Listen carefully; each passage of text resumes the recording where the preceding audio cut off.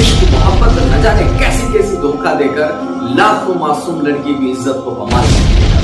इसमें दूसरी होने वाली सबसे खतरनाक काम शराब। थर्ड इसके अंदर जो सबसे खतरनाक चीज है वो है म्यूजिक। फोर्थ इसके अंदर जो सबसे खतरनाक चीज है वो है डांस, गाना। अस्सलाम वालेकुम वरहमतुल्लाहि वबरकातुहू। आज मेरे पास बहुत सारी कॉल्स, बहुत सारे मैसेज आए और ये कॉल्स मैसेज कंटिन्यूसली 2 दिनों से आ रही हैं कि इस्लाम हैप्पी न्यू ईयर सेलिब्रेशन की इजाजत देता है या नहीं देता है। मैं आंसर सबको किया और मैं नहीं चाह रहा था कि मैं कोई क्लिप रिकॉर्ड करूं इस टॉपिक पे, क्योंकि एक छोटी सी टॉपिक है। लेकिन सोशल मीडिया का करतूत देखने के बाद और कुछ दोस्तों से अलग अलग इंफॉर्मेशन आने के बाद मुझे लगा कि रिकॉर्ड करनी चाहिए। अच्छा, कुछ दोस्तों ने मुझे कुछ लिंक भेजा, कुछ भाइयों ने कि कुछ लोग कह रहे हैं कि सेलिब्रेशन कर सकते हैं। सेलिब्रेशन मीन कि अलाउ कर रहे हैं विशिंग का, और कुछ लोग अलाउ नहीं कर रहे हैं। सो एक अलग सा कंफ्यूजन क्रिएट हो रहा है। देखिए, सबसे पहले टॉपिक कोई भी हो, ना कि मैं खुसूसी इस टॉपिक की बात कर रहा हूं, टॉपिक कोई भी हो, हमारे अंदर अगर ये नजर मौजूद नहीं है, अगर ये सलाहियत मौजूद नहीं है कि टॉपिक, किसी भी टॉपिक के बारे में सबसे पहले हम कुरान हकीम को देखें और अल्लाह के नबी सल्लल्लाहु अलैहि वसल्लम की हदीस मुबारका को देखें।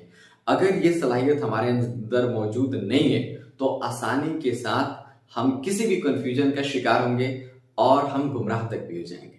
लेकिन अगर ये हमारे अंदर सलाहियत मौजूद है कि टॉपिक कोई भी हो, सबसे पहले हम कुरान हकीम देखें और अल्लाह के नबी सल्लल्लाहु अलैहि वसल्लम की हदीस मुबारका देखें। अगर ये सलाहियत हमारे अंदर मौजूद है तो इंशाअल्लाह ना तो हम किसी कंफ्यूजन का शिकार होंगे और ना ही हम गुमराह होंगे। अच्छा, कुछ इसमें जो एक अजीब सी बात है कि आमतौर पे लोग इसको हैप्पी न्यू ईयर सेलिब्रेट करते हैं। तो आज कुछ दोस्तों के बीच हमारी एक डिस्कशन हो रही थी, ऐसे ही एक हेल्दी डिस्कशन हो रही थी मजाकिया तौर पे। तो आई सेड कि कल मैं कहूंगा कि सैड न्यू ईयर, तो सबने कहा रीजन। तो आई सेड कि हैप्पी न्यू ईयर हम क्यों कहते हैं? एक साल चला गया इसलिए कहते हैं, या एक साल आया? तो अगर एक साल आया तो एक साल तो हमारा क्या मतलब कि हम कब्र से एक साल करीब हो गए, हम कयामत से एक साल करीब हो गए, हम अपने सवालात और जवाबात की सख्ती से हम करीब हो गए, हम जन्नत जहन्नम से एक साल करीब हो गए, हम अपने करतूतों के सवाल जवाब देने के एक साल और करीब हो गए। तो फिर इसमें हम सख्ती से और करीब जा रहे हैं, हमारी जिंदगी एक साल और घट रही है। तो खुशी कैसी? मिसाल के तौर पे अगर डॉक्टर किसी को कहे कि आप 10 दिन तक जिंदा रह सकते हैं, उसके बाद आप जिंदा नहीं रह पाएंगे, तो हर दिन जो गुजरेगा तो वो सेलिब्रेट करेगा? उसको नहीं करेगा, वो तो गम का पहाड़ टूटेगा उस पे। तो इसमें सेलिब्रेशन कहां से? हम तो मौत के करीब और जा रहे हैं हर एक साल, तो इसमें सेलिब्रेशन नहीं। तो देखिए, ये जो लोग सेलिब्रेट करते हैं ना, इनका कोई इंटेंशन नहीं होता है, बस बिला वजह बेमतलब का एक एंजॉयमेंट क्रिएट करते हैं, एंजॉय करते हैं और हराम काम इसमें जो है करते हैं, और कोई इनका इंटेंशन नहीं होता है, इनको किसी चीज से मतलब नहीं। और आमतौर पे जो मुसलमान नौजवान भी करते हैं तो उनका ये भी इंटेंशन नहीं होता है कि ये कोई दीन का जुज है, ये कोई दीन का हिस्सा है, या हमें नेकी मिलेगी, हमें सवाब मिलेगा, ऐसा कोई इंटेंशन नहीं होता है, या इसको दीन भी नहीं समझते हो। ये भी बात है, इसमें भी कोई शक मौजूद नहीं है। लेकिन इसका कोई ताल्लुक दूर दूर तक दीन से नहीं है। अल्लाह के नबी सल्लल्लाहु अलैहि वसल्लम ने कभी नहीं किया, ना ही किसी को करने का हुक्म दिया, ना ही इजाजत दिया, कभी नहीं। और ना सहाबा रिज़वानुल्लाहि अलैहिम ने कभी, चाहे मुहर्रम का हैप्पी न्यू ईयर हो या फिर वो इंग्लिश का हो, जनवरी हो या मुहर्रम हो, कभी भी किसी को जो है कोई सेलिब्रेशन नहीं किया, ना किसी को इजाजत दिया, ना सहाबा ने किया, ना तबे ताबई ने किया, कभी किसी ने नहीं किया। सो इसका दूर दूर तक ताल्लुक कोई दीन से नहीं है। लेकिन इसमें होने वाली हर एक एक्टिविटी का ताल्लुक दीन से है। कैसे है वो? आप गौर करें, इसके बुनियादी कुछ पहलू को गौर करें। सबसे पहले ये वो रात है जिसमें लाखों लड़कियों की इज्जत को पमाल की जाती है। ये वो रात है जिसमें मोहब्बत और न जाने इश्क मोहब्बत न जाने कैसी कैसी धोखा देकर लाखों मासूम लड़की की इज्जत को पमाल कर दिया जाता है। ये वो रात है, ये 21 दिसंबर की नाइट और 1 जनवरी की पूरा डे और नाइट, ये वो दिन और रात है जिसमें लाखों मासूम लड़कियों की इज्जत को मोहब्बत के नाम पे और प्रॉमिस के नाम पे पमाल कर दिया जाता है। और इसमें कोई शादीशुदा नहीं होता, ये गैर शादीशुदा एक दूसरे से रिलेशन, ये भी शादीशुदा, वो भी शादीशुदा, ये हराम काम जो है कर रहा है, चाहे किसी भी तरीके का हराम काम हो। लेकिन ये वो रात है जिसमें लाखों लड़की की इज्जत को पमाल की जाती है। मैं रिक्वेस्ट करता हूं कि कोई भी इसको सेलिब्रेशन जो है वो इस हद तक ना ले जाए कि उसमें लाखों किसी की जिंदगी तबाह बर्बाद हो जाए।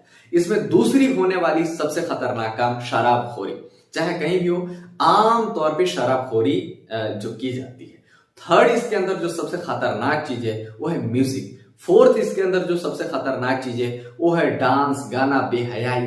ये बहुत सारी ऐसी एक्टिविटीज इसके अंदर आती हैं जो हराम काम से हराम है। ये सारी की सारी हराम चीजें हैं और इसको करने में जो है आमतौर पे इंसानों को मजा आता है, लेकिन इसका नतीजा सबसे खतरनाक होता है और यह हराम चीजें होती है। इसीलिए मैं कहता हूं कि हैप्पी न्यू ईयर का ताल्लुक कोई भी दिन से नहीं है, इसका कोई इस्लाम से ताल्लुक नहीं है, लेकिन इसमें होने वाली हर एक एक्टिविटी का ताल्लुक दीन से है, किसी की जिंदगी से है। इसलिए हमें चाहिए कि हम इससे गुरेज करें, हम इससे परहेज करें और अपने जो भी हमारा कंटेक्ट है या जहां तक हमारी सोर्सेज हैं, हम सबको इस बात के लिए इंकरेज करें कि इससे परहेज करें, इससे रुकें। ये लाखों की जिंदगी को तबाह बर्बाद करता है। एंजॉयमेंट के नाम पे, मस्ती के नाम पे लाखों जिंदगियां बर्बाद होती हैं।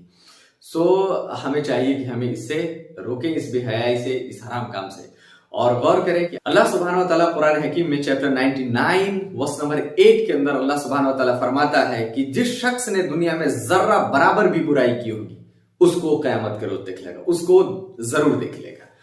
तो हमारे जिंदगी के अंदर होने वाली एक एक एक्टिविटी ताल्लुक रखती है हमारे अमल से, हमारे आखिरत से, वो ताल्लुक रखती है जन्नत जहन्नम से, वो ताल्लुक रखती है कयामत से। इसीलिए मैं कहता हूं कि इस हैप्पी न्यू ईयर के अंदर, हैप्पी न्यू ईयर कोई ताल्लुक इस्लाम से नहीं रखता, लेकिन इसमें होने वाली हर एक एक्टिविटी ताल्लुक रखता है दिन से। और अल्लाह के नबी सल्लल्लाहु अलैहि वसल्लम की मशहूर हदीस है जो मुस्नद अहमद, तिरमिजी, कई जगह पे ये हदीस मौजूद है कि अल्लाह के नबी सल्लल्लाहु अलैहि वसल्लम ने फरमाया कि इब्ने आदम का पैर उसके रब के पास से कयामत के रोज जर्रा बराबर भी हरकत नहीं दे पाएगा जब तक कि उससे 5 सवालात ना कर लिया जाए। और 5 सवालात क्या है कि उसने उम्र कहां गुजारी, उसने जवानी, दूसरा उसने जवानी कहां गुजारी, और तीसरा उसने माल कहां से कमाया, चौथा उसने माल खर्च कहां किया, और पांचवा कि उसके पास जो इल्म था उस पर कितना उसने अमल किया। तो ये देखे ना कि ये जो अपने अल्लाह के पास से कयामत के रोज उसका पैर इंसानों का जर्रा बराबर भी हिल नहीं पाएगा जब तक कि वो 5 सवालात का जवाब ना दे कि उसने उम्र कहां गुजारी, उसने जवानी कहां गुजारी, उसने माल कहां कमाया, खर्च कहां किया, उसने अपने अमल पे, अपने इल्म पे उसने अमल कहां किया, ये अमल कितना किया। ये सारे सवालात जो हैं आप देखिए कि ये इसकी सख्ती इस दीन के अंदर ये ताल्लुक रखती है। इंसानों का लाइफ इन्वेस्टमेंट, टाइम इन्वेस्टमेंट, जवानी का इन्वेस्ट होना, इसके अंदर हराम कामों का एक्टिविटीज होना, हराम कामों में पैसा का इन्वेस्ट होना, ये सारी चीजें इसके अंदर आती है।